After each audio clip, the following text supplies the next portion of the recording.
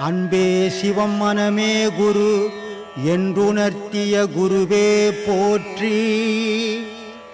சத்தும் சித்தும் எதுவென்று உணர்த்திய குருவே போற்றி.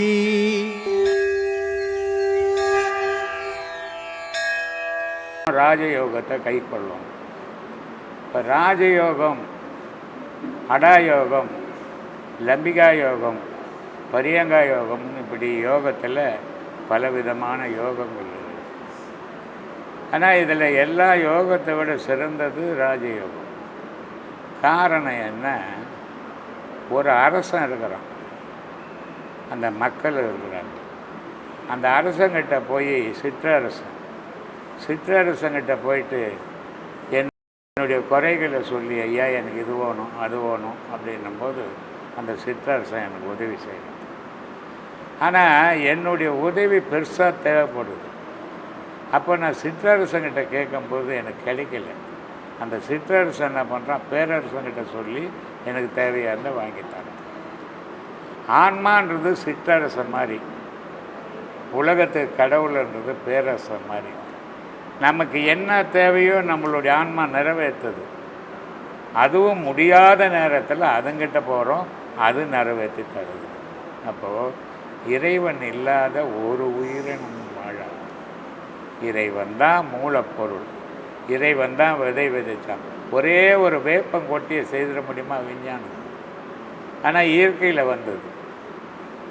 இப்படி இயற்கையாக இருக்கிற இறைவனை நம்ம மனசில் சுமந்து, நான் யார், நான் எதுக்கு பிறந்தேன், எதுக்கு வளர்ந்தேன், என்ன செய்ய வந்தேன், என்ன செய்கிறேன், இந்த கேள்வி மனசில் எழுந்து இந்த உபதேசங்களை சீராக வாங்கின்னு செய்தாங்கன்னா தன்னை தான் பார்க்கணும். இப்போது நீங்கள் இங்கே இருக்கிறீங்க, உங்கள் சம்சாரம் மலேசியாவில் இருக்கும், உங்கள் பசங்க மலேசியாவில் இருக்கும்.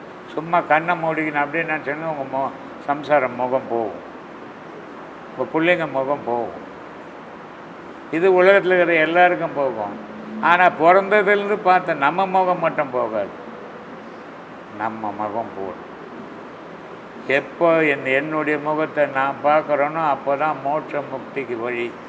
உலகத்தில் இருக்கிற முகமெல்லாம் தெரிஞ்ச புண்ணியம் கிடையாது. அதனால் தன்னை தேடுங்க, இறைவனை தெரிஞ்சுக்கிட்டு சொல்கிறார் சிவவைக்கல். ஓடி ஓடி உட்கலந்த ஜோதியை நாடி நாடி நாட்களும் கழிந்து போய் வாடி வாடி வாடி போன மாந்தர்கள் கோடி கோடி எண்ணிருந்த கோடி இருந்தார். கடவுளை இங்கே இருக்கிறாரு, இந்த மலையில் இருக்கிறாரு, அந்த ஊரில் இருக்கிறாரு, அந்த இருக்கிற தேடி செத்தவனை எண்ணியே சொல்ல முடியாத எத்தனை கோடின்னுட்டு. ஆனால் ஒருத்தனும் கடவுளை பார்க்கலடா. சரி, இவ்வளோ பேர் பார்த்த கடவுளை பார்க்க முடியலையே, அப்போ எப்படி தான் சாமி அதை பார்க்கறதுன்னா உன்னுக்குள்ளவே தேடுறாங்க. உருதரித்த நாடியில் ஒடுங்குகின்ற வாய்வினை கருத்தினால் இருத்திய கபாலமேற்ற வல்லாரேல் விருத்தரும் பலராவார் மேனியும் சிவந்தடும் அருள் தரித்த பாதம் அம்மை பாதம். கடவுள் உனக்குள்ளே வச்சுன்னு ஊர்லாம் போய் தன்னை எங்களை கேட்பாங்க. இந்த மாதிரியான நிலையில் நம்ம போனோம்னா அதை தான் நம்ம சொல்லிக் கொடுக்குறோம். அப்படி தான் போயின்னு இருக்கிறாங்க. இது பிற்காலத்தில் பெரிய இஷ்யூ ஆகும். இன்றைக்கி வளரலைன்னாலும் இன்றைக்கி என்னால் முடிஞ்ச வேலையை நான் செய்தேன். அடுத்தது வர ஜென்ரேஷனு, வர சீடர்கள் அவங்கவுங்க வேலையை செய்து அதை வளர்த்தாங்கன்னா இந்த உலகத்துக்கும் நல்லது, ஊரும் அமைதி கிடைக்கும், வாழ்க்கை நல்லாயிருக்கும். நடிகர் விஜயோட தாய்மாமா வந்து பேட்டி எடுத்தார் ஐயாவை. அப்போது சிவன் எப்படி உருவாச்சுன்னு சொல்கிறதுக்கே 1.5 மணி நேரம் ஆயிடுச்சு எனக்கு அப்படின்னு சொல்கிறாரு. அப்போது அவர் சிவன் கிடையாது, சிவன் தான் உலகத்தையே படைச்சவர். அப்போது அந்த பேரொளி தான் அவ்வளோ நேரம் அங்கே உட்காந்து சிவன் இப்படியெல்லாம் உருவாச்சுன்னு சொல்லின்னு இருக்கு. அது முதல் முறை கேட்கும்போது புரியல ஐயா, அதை வந்து காத்தோடு போயிடுச்சு. ஒரு 10 முறை திருப்பி திருப்பி கேட்கும்போது, அப்போ இந்த பாடமும் கரெக்டாக பண்ணும்போது சிவன் உருவாகிறத சொல்கிறதுக்கு ஒரு 1.5 மணி நேரம் ஆச்சுன்னு சொல்கிறாரு. அப்போ இவர் யார் சிவனை பற்றி பேசுகிறாரு அப்படின்னு சொல்லும்போது அவர் பேரொளி ஐயா, பேரொளியாக நிற்கிறாரு. அப்புறம் இந்த ஆமை கரையில் வந்து முட்டையிடுது, மீன் வந்து முட்டையை பீசிடுது. இவருக்கு எப்படி ஐயா தெரிஞ்சுது ஆமை வந்து அந்த முட்டை மேலேயே அந்த நினைவு இருக்குன்னு? இவருக்கு எப்படி தெரிஞ்சுது? அந்த கண்ணாலேயே அந்த முட்டையை வந்து குஞ்சு பறிக்கிற தன்மை மீனுக்கு இருக்குன்னு இவருக்கு எப்படி தெரிஞ்சுது? அப்போது இவர் அந்த பொருளெல்லாம் அமைச்சிருக்கிறாரு. அப்புறம் நம்முடைய பாடமே அதுதான். இயற்கை என்னெல்லாம் செய்யுதோ அதனால தான் இங்கே தவறுகள் நடக்கிறதுக்கு வாய்ப்பே கிடையாது. இது ஏதோ யாரோ கற்றுக்கணும் பண்ணுற விஷயங்கள் இல்லை. நம்மளுடைய ஒரு பாடம், ஐயா கொடுத்த ஒரு பாடமும் இயற்கை என்ன செய்யுதோ, நினைவுக்கு என்ன பலம் அப்படின்றதுக்கு சாட்சி யாதுன்னா ஆமாம். அதுக்கு முட்டை போட்டுட்டு கரையில் முட்டை போட்டுட்டு அது கடலுக்கு போயிடுது. ஆனால் அதோட நினைவுக்கு எவ்வளோ பலம் இருக்குதுன்னு சாட்சியாக இருக்கிற ஒரு ஒரு சின்ன ஒரு உயிரினம். அந்த உயிரினத்தோட அலைவரிசை ஒரு முட்டையை குஞ்சு பொரிக்கக்கூடிய சக்தி உண்டு. ஒரு மீன் தண்ணியில் தன்னுடைய கருவை முட்டையை பீச்சிட்டு பார்வையாலே குஞ்சு பொரிக்க வைக்குது. அப்போது நினைவுக்கும் சக்தி உண்டு, பார்வைக்கும் சக்தி உண்டு. இந்த 2 பொருளை முதன்மையாக வச்சுக்கிட்டு நமக்கு ஐயா பாடமும் கொடுத்துக்கிறாரு. அந்த பாடத்தை என்ன பாடம்? ஐயா கொடுத்த முதல் பாடம். இந்த சக்தி நமக்கு இல்லைன்னு சொன்னால், இதை புரியாமல் பாடம் பண்ணால் நமக்கு பாடத்தோட பலன் கிடைக்காது. புரியுதுங்களா? அப்போது இது 2மே ஐயா கொடுக்குற அந்த பாடங்களில் இந்த 2 சக்தியை நம்ம பயன்படுத்துகிறோம்.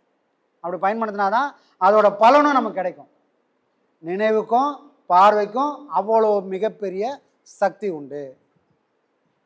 ஏன்னா இது 2ம் எங்கே இருக்குது? ஒன்று புலனு, பார்வைன்றது என்னது? புலனு. மனம்ன்றது கரணம், அதுக்கு வடிவமே இல்லை, அதுக்கு பேர் அந்த கரணம். இந்த அந்த கரணம் உடம்போடு உறவாடிக்கின்னு ஊர் போய் சேர்ந்தது. எந்த ஊர்?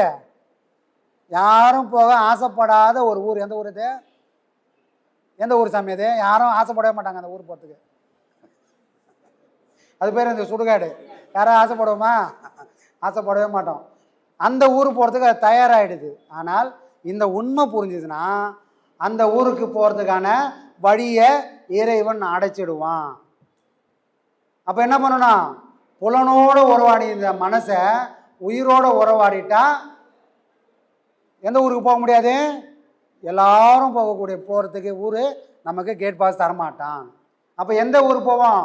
10ஆம் இதை பரப்பி பஞ்சனையில் மேலிருத்தி அத்தை அடக்கு நிலை யாருமில்லா வேலையில் குத்து விளக்கேற்றி என் கண்ணம்மா கோலமிட்டு பாறேனோ அப்படின்னு சொல்லக்கூடிய 10ஆம் வாசல் தேடி இந்த உயிர் காத்தானது பயணம் பண்ண ஆரம்பிச்சிடும். அப்படி போனால் மட்டும்தான் நமக்கு பிறவி இல்லாத ஒரு நிலை ஏற்படும். 9 வாசல் வழியாக இந்த மூச்சு போனால் மரணமானது நிச்சயம். 9 வாசல் மூடி 10ஆவது வாசல் நோக்கி இந்த மூச்சானது பயணம் பட்டதுன்னு சொன்னால் மரணமும் இல்லை, பிறவியும் இல்லை. மரணம் யாருக்கு இல்லையோ அவங்களுக்கு பிறவியும் இல்லை. சரிங்களா? அதுதான் அந்த பாடத்தோட தத்துவம். அப்புறம் இன்னொன்று சொல்கிறேன் ஐயா. இப்போ வந்து நாங்கள் விவசாயம் தான் ஐயா பண்ணுறோம். அப்போது நான் விதைக்கிறேன் ஐயா. நெல் விதைக்கிறேன். நான் விதைக்கிறது எனக்கு தெரியுது. நான் நெல் தான் போட்டிருக்கேன், இதுதான் போட்டிருக்கேன்னு தெரியுது. அப்போது ஐயா சொல்கிறாரு, இந்த பூமியில் இருக்கிற விதைகள் எல்லாமே, வித்துக்கள் எல்லாமே இறைவனால் தூவப்பட்டது அப்படின்னு சொல்கிறாரு. அப்போது தூவனவங்களுக்கு தான் ஐயா அது தெரியுது, நான் தான் தூவினேன் அப்படின்னு சொல்லிட்டு. அப்போ அது மேலும் மேலும் பேரொலியாக அது நம்ம உறுதிப்படுத்துது. அப்புறம் சுழுமுனை பற்றி பேசுகிறேன் ஐயா. சுழுமுனைனா நம்ம நெற்றி புருவ மத்தின்னு சொல்கிறோம். அப்போது நம்ம ஐயாவோட கருவறை இனிமேல் அதை சமாதின்னு நான் முடிவு பண்ணியிருக்கேன். நான் இனிமேல் சமாதின்னு சொல்ல மாட்டேன் ஐயா. ஏன்னா அது இறைவன் வாழற இடம், அது கருவறை. சுழுமுனை தான் ஐயாவோட உருவம் இருக்கிற இடம் சுழுமுனை. அது எப்படி சுழுமுனைனா, அவங்கள சுற்றி உட்கார்ந்துருக்காங்க ஞானிகள், மகான்கள் எல்லாம் உட்கார்ந்துருக்காங்க. ஆனால் அவர் சுழுமுனையில் இருக்கிறாரு.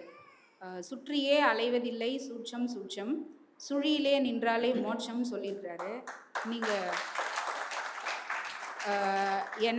என்னால் அனுப்பப்பட்டவங்க தான் இந்த மகான்கள், சித்தர்கள் எல்லாருமே. நீங்கள் அந்த ஊருக்கெல்லாம் நீங்கள் இவ்வளோ நாள் பயணம் பண்ணீங்க. மறுபடியும் அங்கே போய் பயணம் பண்ணி உங்கள் நாட்களை வீண்படுத்தாதீங்க. நான் தான் இங்கே சுழியில் இருக்கிறேன், என்ன பிடிங்க அப்படின்னு சொல்லாமல் சொல்லியிருக்கிறாரு ஐயா. சுற்றியே அலைவதில்லை சூட்சம் சூட்சம், சுழியிலே நின்றாலே மோட்சம் மோட்சம். பேரொலி தான் அங்கே நடுவில் உட்கார்ந்து இருக்கு. பட்டினத்தார், திருமூலர், ராமகிருஷ்ணர் இப்படின்னு சொல்லிட்டு அந்த மகான்கள் எல்லாம் சுற்றி இருக்கிறாங்க.